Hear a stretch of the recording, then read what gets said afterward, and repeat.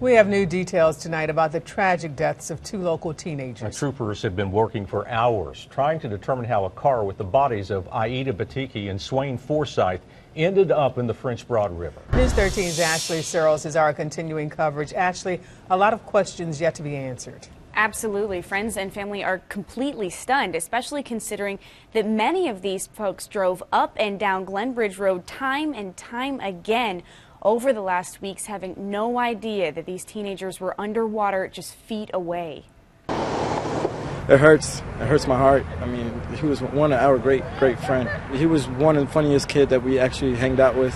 This afternoon, friends and family stood and teared up at the site where Aida Bytyqi's Mercedes was pulled up from the bottom of the French Broad River yesterday. Troopers say Swayne Forsythe was behind the wheel and his girlfriend's body was inside next to his. He had a heart. He had a big heart.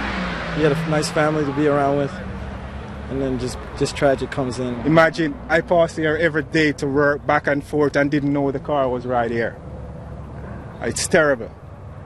I didn't imagine that the car was sitting here, and I pass here is like every day, back and forth. The pair had been missing since December 29th, with both families hoping the whole time that somehow the 19-year-olds would turn up, but not like this. I heard a banging on the door, and I said, "Who is it?" And they said, "The police." And he said, "Well, I got bad news for you.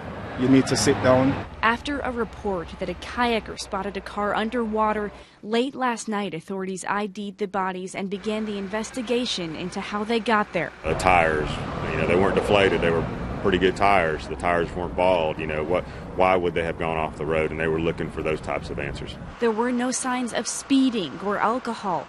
Reconstructing the wreck last night, troopers say there were no skid marks or signs the car braked at all. It's possible that could have reached down, dropped something, could have just been distracted for some reason. An animal or something could have run out. It looks like they just went off all of a sudden. Now, officials say that the sunroof was open and the car partially open and the passenger side window was down. They say it's possible that's an indication that who were trying to escape the car after it went into the river, but that may be one of the questions troopers say that'll remain unanswered.